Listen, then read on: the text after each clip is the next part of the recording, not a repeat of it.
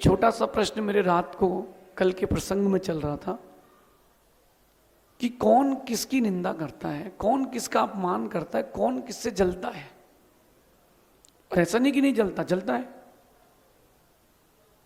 जलता है। लेकिन नीतिकार कहते तुम जलो, तुम बहुत जलो, लेकिन दीपक की तरह, कोयले की तरह जलोगे तो राख हो जाओगे। जलो, जम के जलो। मैं तो कहता हूं ईर्षा करना हो भगवान से करना, हमसे करना, अब मैं आपके जैसा बन के दिखाऊंगा, ऐसी करो ईर्षा। नीतिकारों की दृष्टि से देखते हैं कौन किसकी निंदा करता है। जब कौआ भूखा होता है तो वो कांव कांव करके चीखता है और मन में सोचता है कि तो जानवर जा रहा है ना, ये मर जाए सो मैं खा लूं। बुंदेलखंड की भाषा में कहते हैं कि कौवन के कोसन से डोर नहीं मरत। समझ गए?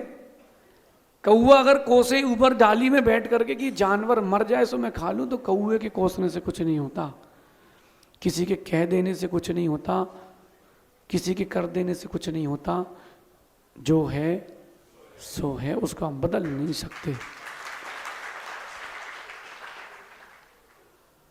आज अपन चर्चा करते हैं। अच्छा, आप लोग ईमानदारी से बोलना, निंदा करते हो कि नहीं? अब आज से ढंग बदलना, जो बुरा हो उसकी भी निंदा मत करना, चर्चा जरूर करना, इसीलिए करना कि दोबारा निंदा अपमान ना हो। आज का एक दौर चल रहा है, आप किसी को प्रवचन सुनाओ, स्वाध्याय करो, कोई मतलब नहीं उसको, आ रहा हूं 5 मिनट आ रहा हूं, गायब हो जाएगा। आवाज आ रही ना आप लोगों को? 5 मिनट की चर्चा करो, तत्व चर्चा, तो व्यक्ति सो जाएगा, झपकी लेने लगेगा, उबासी लेने लगेगा, घर भग जाएगा। के ऊंगे के लड़ पड़े, के उठ घर भग जाए, मिथ्या दृष्टि जीव के चिन्ह हैं। मिथ्या दृष्टि जीव के जिनवाणी न सुहाए, के ऊंगे के लड़ पड़े के घर भग जाए। मतलब जो मिथ्या दृष्टि है, जैन होके भी जैन नहीं है, अथवा जिसको देव सास गुरु से द्वेष है, वो क्या ऊंगता रहेगा। के ऊंगे के लड़ पड़े, लड़ेगा, झगड़ा करेगा, भाग जाएगा। के उठ घर भग जाए, के लड़ पड़े। लेकिन गंभीर बात है, निंदा करते हो, आज से मैं मना नहीं कर रहा हूं, तुम बहुत निंदा करना, लेकिन अपनी निंदा करना, दूसरे की मत करना। आप लोगों में से सभी लोग व्हाट्सएप तो चलाते होंगे मेरे ख्याल से, मैं नहीं चलाता हूं। हम भगवान के साथ और जिनवाणी के साथ ऑनलाइन रहते हैं, बाकी सब जगह ऑफलाइन है। लेकिन देखना, अगर उसमें लिखा हो आज भगवान धर्मनाथ स्वामी का तप कल्याणक है, ऐसा लिखा हो, उस मैसेज को कोई फॉरवर्ड नहीं करेगा। और लिखा हो नेमिनाथ मंदिर में हुआ झगड़ा, उसको पूरा खोल के डिटेल में पढ़ के आगे फॉरवर्ड करोगे।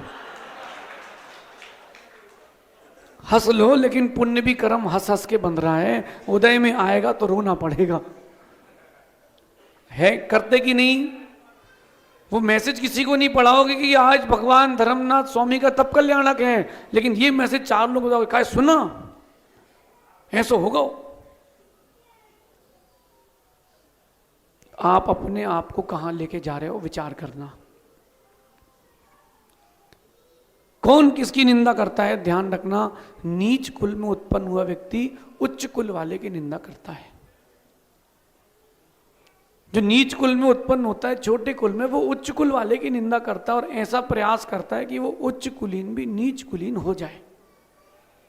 ये उसके अंदर की खदर बदर रहती है, अंदर एक न एक उसमें वो चलते ही रहता है, और कैसे इस बड़े व्यक्ति को मैं छोटा कर दूं। लेकिन उसको सोचना चाहिए, छोटा करने की ताकत तेरे में नहीं, कर्म में है।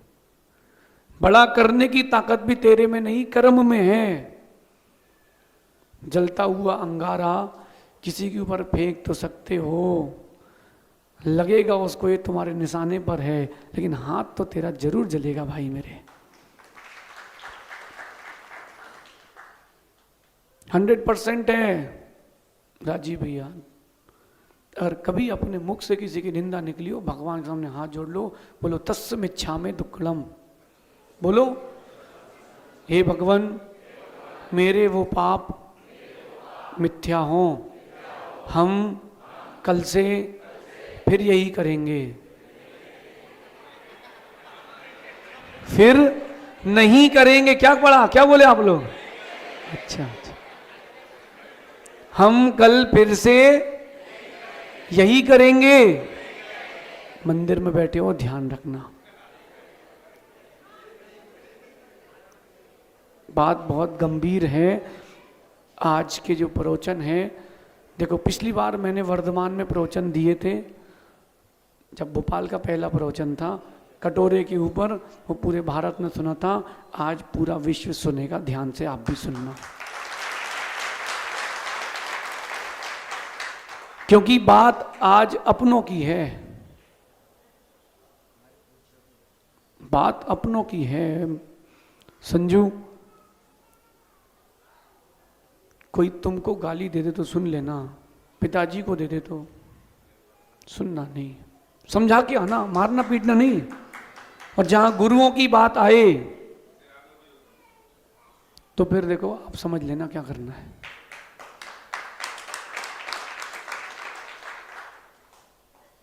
अपमान निंदा न कभी किसी करना, और अगर किसी बड़े की हो तो सुनना नहीं।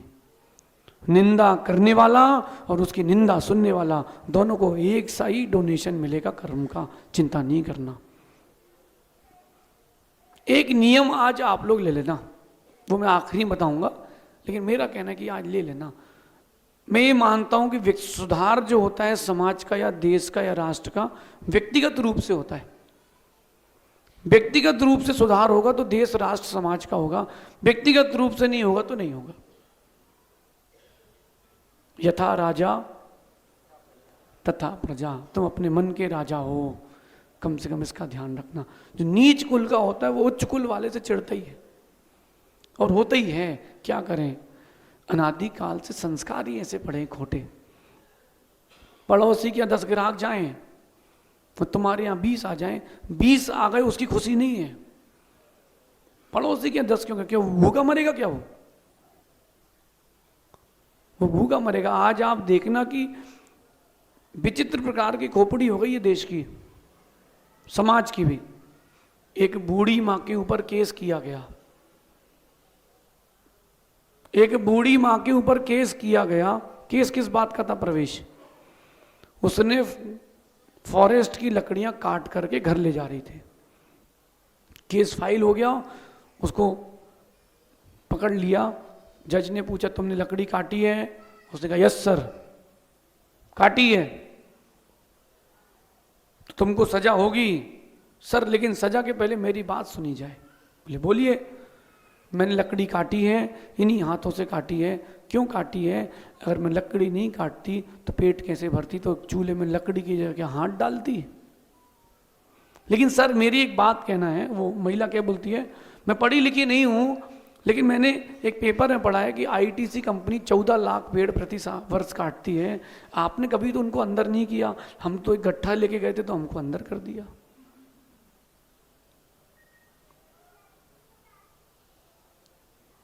बात समझ गए?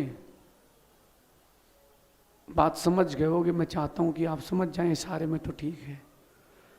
ये स्थिति आज आपके जैन समाज की है, ये स्थिति आज आपके जैन समाज की है। बड़ा आदमी कुछ भी करे सब माफ है, छोटे ने अगर खिसक गया और थोड़ा सा ही आपकी टेबल हिल गई तो जुर्माना है। बड़ा साधु जो चाहे कर ले, छोटे ने कुछ कर दिया तो व्हाट्सएप निंदा। चिंता नहीं करो, ज्यादा दिन की बात नहीं है, वो दिन निकल गए। अब गद्दी में वही बैठेगा जो गद्दी का हकदार है।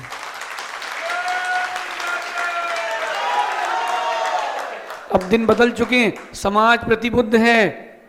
और मुझे लगता है कि नमो लोए सव्य सावड़म कहते थे, अब इस वर्ष से प्रारंभ होगा। आगे चलते हैं, बहुत सारी बातें। कंजूस भी निंदा करता है। नीच कुल में उत्पन्न हुआ व्यक्ति उच्च कुल वाले की निंदा करता है। जो कंजूस होता है ना, वो दानी की निंदा करता है। देखना, स्टाइल होती स्टाइल। अरे वो तो 2 नंबर का पैसा दान करता है, इनकम टैक्स बचाता है, अब उसके बाद इतना है करेगा क्या? अरे उसके दादाजी गए थे ना, उनकी जमीनें बेच के खा गए, वो क्या करेंगे? ये कौन कहता है? कंजूस। कंजूस दानी की निंदा करता है और पुण्यात्मा दानी की अनुमोदना करता है। अरे किसी ने दान किया है, तुम नहीं कर रहे पे अनुमोदना तो कर लो, क्या जा रहा है तुम्हारा अनुमोदना करना? अट्टू तुम अपने ग्रुप में देख लेना। माना कि किसी ने दान की घोषणा करी, कितने लोगों ने हाथ जोड़ा है? नहीं जोड़ रहा है, इसका मतलब कंजूस है।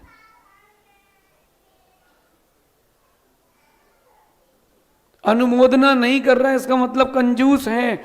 दानी की निंदा करता है कंजूस। अब आप कभी कहीं कोई कार्यक्रम हो, बोलियां हो, कोई निंदा करे, समझ लेना कंजूस है,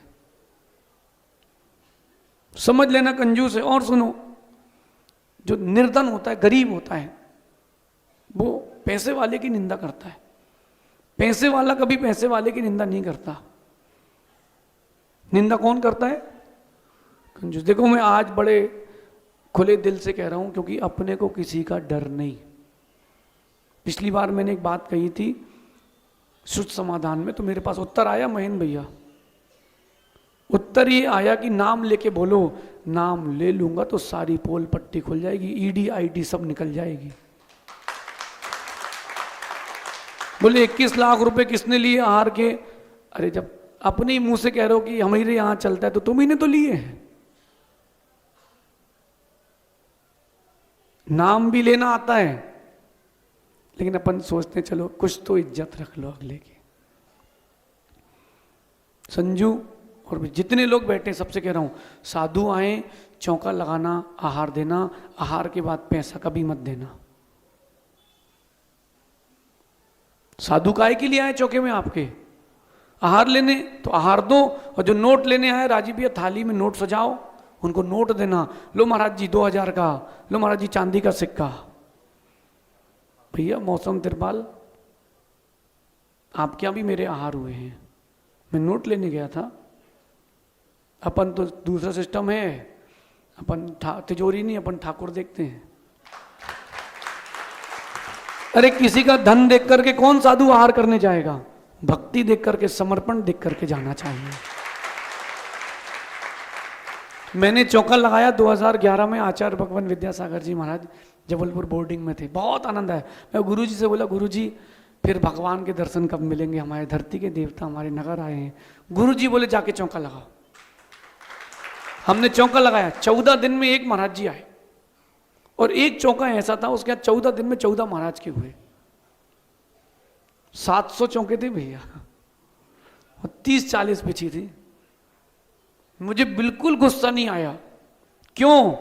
वो जिसके यहाँ 14 दिन में 14 के हुए, वो साल में 6 महीने चौका लेके सब संघों में रहता है। उसके यहाँ तो 14 दिन में 28 के होना चाहिए थे। गलत तो नहीं कह रहा हूं? उसको मिलना चाहिए मौका। क्यों मिलना चाहिए? उसकी अनुमोदना और लोगों को उससे प्रेरणा मिलना चाहिए। ऐसे लोगों की अनुमोदना करना। अच्छा, उनकी निंदा कौन करेगा? ये भैया उनके यहाँ तो 14 दिन में 14 होंगे, अपने यहाँ तो एक ही भय। ये वो ही करेगा जो पापी होगा। पुण्यात्मा बोलेगा कोई बात नहीं, जहां हो अच्छे से हो।